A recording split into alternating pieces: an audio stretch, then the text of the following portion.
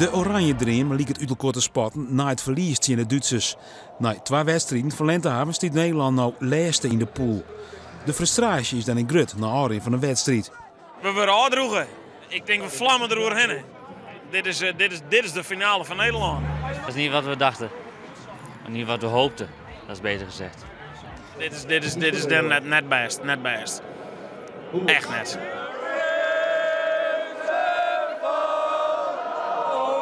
Aan het begin van de jong zit de sfeer er nog goed in.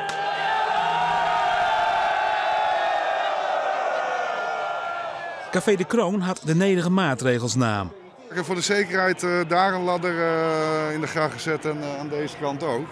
Maar als ze winnen, dan zijn er misschien toch wel weer mensen die, net zoals 2 jaar geleden, stonden hier 8,5 volle baan op de finale.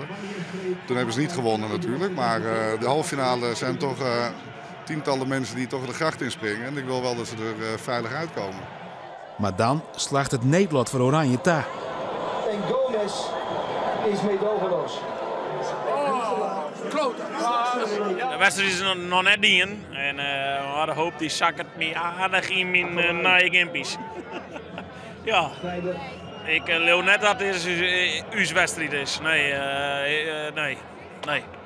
Tussen dit Oranje legioen vinden we ook nog een blierde supporter. 2-0.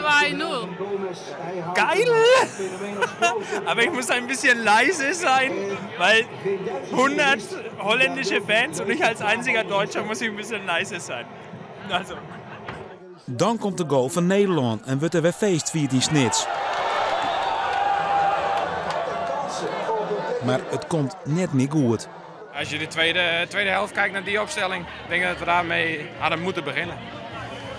Dan hadden we denk ik een goed resultaat gehaald. Dat dit ontzettend zeer. Maar oké, we gingen gewoon terug. We hebben het laatste nog maar even zien en dan pakken we het nog wel. Ik denk dat we nog wel kansen, hè?